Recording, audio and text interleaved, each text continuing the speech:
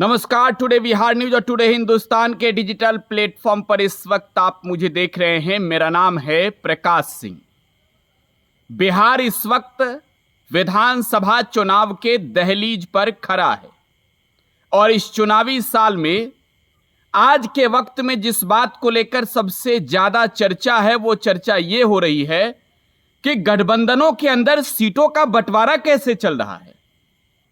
बिहार में महागठबंधन की गुत्थी अभी तक नहीं सुलझी। एनडीए के अंदर 5 पांडवों वाली स्थिति है। तो भाई ये जो लफड़ा, ये लड़ाई जो सीटों के बंटवारे को लेकर है, इसका संभावितः आंकड़ा क्या हो सकता है। हमने आपको पूर्व के रिपोर्ट में महागठबंधन के बारे में बताया था।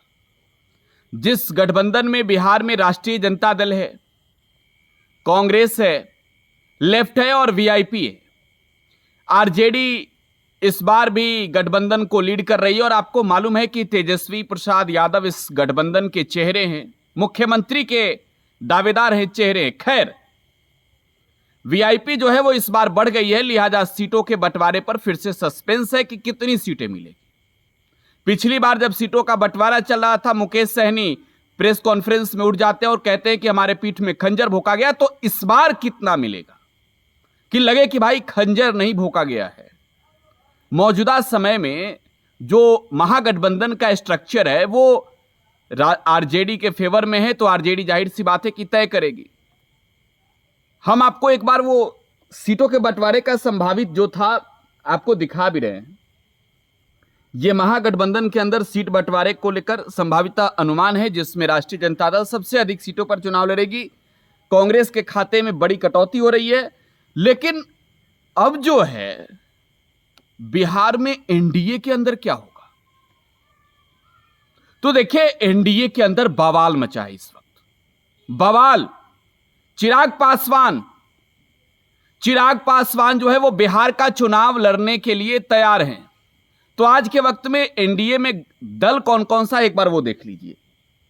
एनडीए के अंदर मौजूदा समय में बीजेपी है जो सबसे बड़ी पार्टी है।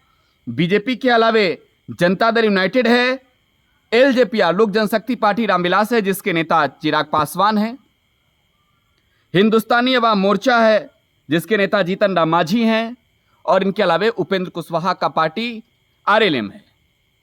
तो ये सीटों का बंटवारा होगा कैसे। यहां तो 5 पांडव है ना। पिछली दफे जेडीयू ज्यादा सीटों पर चुनाव लड़ी, मात्र 43 सीटें जीती 115 पर लड़कर, और बीजेपी का स्ट्राइक रेट काफी बेहतर रहा बिहार में। 100 में 74 का आंकड़ा बीजेपी ने दिया। एलजेपीआर बिहार में 130 सीटों पर चुनाव लड़ी थी। जहां जहां जनता दल यूनाइटेड चुनाव लड़ी वहां चिराग पासवान ने अपना कैंडिडेट उतार दिया था।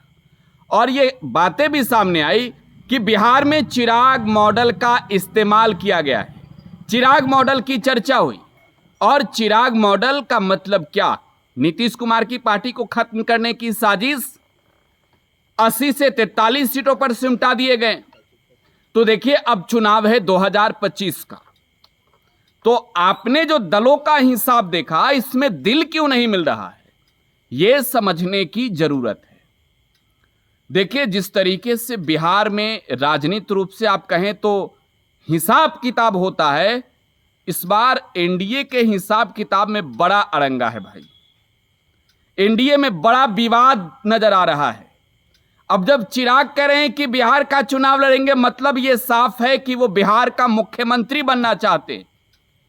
और नीतीश कुमार की जेडीयू कह रही है कि 25 से 30 फिर से नीतीश, 2025 फिर से नीतीश।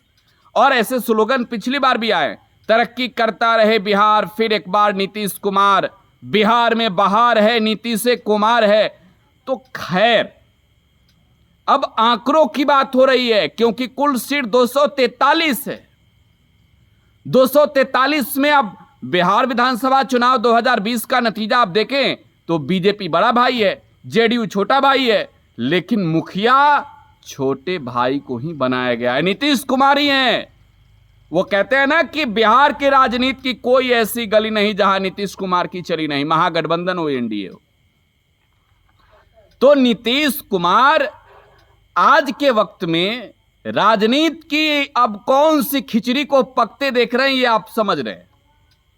आपको मालूम है कि बिहार में नीतीश कुमार जो चाहते हैं वो बीजेपी करना नहीं चाहती। जेडीयू चाहती है कि फिर से नेता नीतीश कुमार हो। बीजेपी अंदर ही अंदर सम्राट चौधरी को भी तैयार कर रही है। मोदी जी के जो हनुमान चिराग थे वो भी तैयार है। तो ऐसे में आंकड़ा क्या होगा, एक बार ये देख लीजिए। यह आंकड़ा आपके मोबाइल स्क्रीन पर इस वक्त है। अब देखिए, बिहार विधानसभा चुनाव 2020 के अनुसार बंटवारा नहीं होगा, बंटवारा होगा 2024 के लोकसभा चुनाव के अनुसार। बिहार में 12 सीटें जीती भाजपा, तो जेडीयू ने भी 12 सीटें जीती है। तो इस हिसाब से बराबर बराबर के हिस्सेदार हैं। तो बराबर के हिस्सेदार हैं तो 95 और 95 सीट और 95 सीट इन दोनों दलों को मिल सकता है।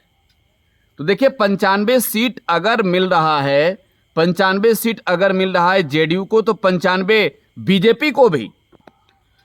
जेडीयू 95, बीजेपी 95 और इसके अलावे चिराग का पत्ता खोल दिए हैं। चिराग पासवान की पार्टी को इस बिहार विधानसभा चुनाव 2025 में 40 सीटों का संभावना है। देखिए, ये आंकड़ा बढ़ेगा या फिर घटेगा तो कहीं ना कहीं सीधे तौर पर इसका असर जो है वो बीजेपी और जेडीयू पर पड़ेगा। अगर 10 सीटें कम होता है, अगर 30 सीट मिलता है चिराग पासवान की पार्टी को, तो 100 सीट पर बीजेपी और जेडीयू लड़ेगी। संभावना भी है। लेकिन अभी तक जो चर्चा है, जो खिचड़ी पक रही है, चिराग पासवान तो 40 चाहते ही चाहते हैं। डिमांड उनकी काफी अधिक है, लेकिन 40 चाहिए अपने स्ट्राइक रेट के अनुसार। और देखिए, जीतन राम मांझी के लिए एक बड़ी बात है। जीतन राम मांझी को यहां पर मात्र और मात्र 8 सीटें मिलती हुई दिख रही है, मात्र 8। इसके अलावे जो है वो उपेंद्र कुशवाहा की पार्टी को 5 सीट मिलने की संभावना है। सबसे बड़ी बात यह है कि चिराग पासवान के लिए जो इंक्रीज आपको दिख रहा है 40, वो कहीं ना कहीं उसमें स्पेस भी रखा गया है। और ये स्पेस किसके लिए आपको मालूम है? स्पेस है मुकेश साहनी के लिए, कि अगर मुकेश साहनी आते हैं तो सीटें चिराग के खाते से काट कर उन्हें दी जाएगी। तो इस बात का स्पष्ट तौर पर आप क्लियर तौर पर यह समझ सकते हैं कि सीट बंटवारे को लेकर अंदर ही अंदर मंथन चल रही है। संभावित उम्मीदवारों की सूची जब अमित शाह जो आए थे यहां पर बिहार में, सीटों की सूची जो है वो तमाम दलों के नेताओं ने दे दिया है उन्हें कि भाई अब इसी पर मुहर लगाइए, हम इस सीट पर चुनाव लड़ेंगे। लेकिन अब देखिए, इसमें सबसे ज्यादा टेंशन किसके लिए? जीतन राम मांझी के लिए। 25 सीट से कम लड़ने की बात कर नहीं रहे हैं, लेकिन असल में उन्हें 10 तक भी नहीं मिल रहा है। उपेंद्र कुशवाहा एकदम साइलेंट हैं। मालूम है कि आपको उपेंद्र कुशवाहा को जो है वो राज्यसभा में छोटा रिचार्ज किया गया, और उपेंद्र कुशवाहा को इस विधानसभा के चुनाव में बड़े रिचार्ज के लिए तैयार किया जाएगा, और सीटों में जो है वो स्पष्ट तौर पर कटौती होगी। अब देखिए, यहां पर चिराग पासवान जिनका डिमांड 60-70 सीट का है, स्ट्राइक रेट अगर देखें बिहार में तो 5 सीटों पर चुनाव लड़े, 5 लोकसभा में जीते हैं। जाहिर सी बात है उनकी डिमांड भी, अगर 12 सीट बीजेपी जीतती है, 12 सीट बिहार में अगर जेडीयू जीतती है, 5 सीट अगर चिराग जीतते हैं, तो आधा से ही ना थोड़ा घटाइएगा, 95 से ही ना घटाएंगे, हल्का 100 से ही घटाएंगे ना, तो 40 कम से कम चाहिए इस चुनाव में लड़ने के लिए। 130 सीटों पर चुनाव उनकी पार्टी 2020 में लड़ी थी। तो यहां पांडव वाली स्थिति है। यहां पर झगड़ा बढ़ रहा है, घट नहीं रहा है। यहां की विवाद जो है वो खत्म होने के नाम नहीं ले रहे हैं। सबसे बड़ा विवाद तो सीएम फेस को लेकर है, लेकिन अंदर ही अंदर सीटों के बंटवारे पर भी चर्चा हो रही है। 43 वाले को कितना, 74 वाले को कितना, चिराग पासवान को कितना। तो बिहार विधानसभा चुनाव के लिए इस वक्त बिहार भी तैयार है। जनता तो हर खबर जानने को उत्सुक ही है, और हम लगातार बता रहे हैं। आप टुडे बिहार न्यूज पर बने रहे। धन्यवाद।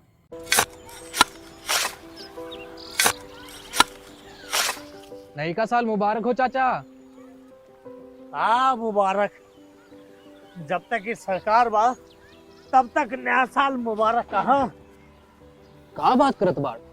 बात ई बा, साल चाहे नया होके दिन चाहे, हमार जिंदगी में तो बस दुख है, दुख बा। बाढ़ के समस्या 10 का 10 बा। फसल बर्बाद हो जाला या ऑन पॉन बिक जाला, ना कोई उपाय बा ना कोई राहत। बात तो सच बा चाचा। फिर से बाहर जाए के सोचे के पड़ रहे कि सरकार से कुछ ना हुई। कबू कबू तो लागेला हमरे मजदूरन की जिंदगी में कोनो नया साल सच में मुबारक हुई। नया साल तो तब मुबारक हुई जब नई सरकार आई। बात तो सही बा चाचा। नया साल, नई सरकार, नया संकल्प, नया बिहार।